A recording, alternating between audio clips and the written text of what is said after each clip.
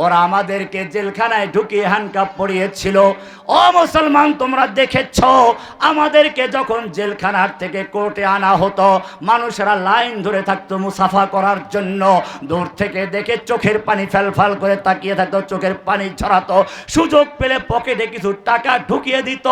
আর পক্ষান্তরে যারা আমাদেরকে অপমান করতে চেয়েছিল, যারা দুনিয়ার সামনে আমাদেরকে অপমান করে চেষ্টা করেছিল, সন্ত্রাসী বানাবার চেষ্টা করেছে, আমার নামে তিনটা মামলা দিয়েছে। সন্ত্রাসী মামলা। কয়টা মামলা? আমি একটা ঢাকার বড় মসজিদের ইমাম, অনেকগুলো মাদ্রাসার শাইখুল হাদিস মুহাদ্দিস আমাকে বানালো আনসারুল্লাহ বাংলা টিম নামক একটা দলের প্রধান, গুরু। এই দলের কোনো অস্তিত্ব বাংলাদেশে নেই। আমি চ্যালেঞ্জ করেছিলাম আদালতে, সরকার চ্যালেঞ্জ করেছি, আওয়ামী সরকারের আদালত চ্যালেঞ্জ গ্রহণ করতে ব্যর্থ হয়েছে। পরিষ্কার। রাজীব হায়দার ব্লগার আল্লাহর নবীকে যে গালিগালাজ করেছিল, তুচ্ছ-তাচ্ছিল্য করেছিল, সেই ব্লগারের বিরুদ্ধে আমি কথা বলার কারণে আমাকে মামলা দেওয়া হলো।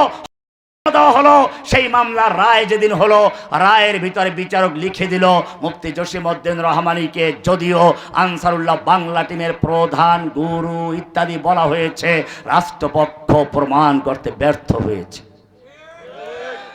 কোনো অস্তিত্ব নেই।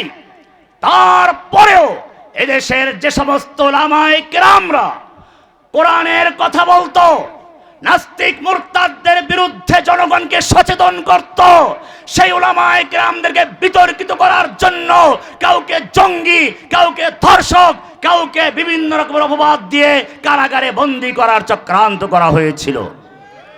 পাওয়ারের মালিক কে? কোরআন পরিষ্কার বলেছে, আল্লাযীনা ইয়াত্তাখিযুনাল কাফিরিনা আউলিয়া মিন দুনিল মুমিনিন।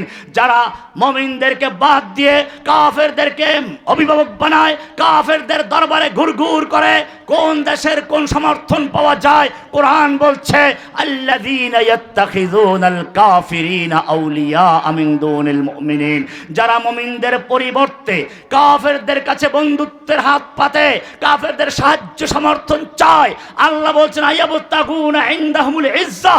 তারা কি ওদের কাছে ইজ্জত চায়, পাওয়ার চায়, সম্মান চায়, শক্তি চায়? ফাইনাল ইজ্জাতা লিল্লাহি জামিআ। সমস্ত পাওয়ার, সমস্ত শক্তির উৎস একমাত্র কে? ক্ষমতা দেওয়ার মালিক কে?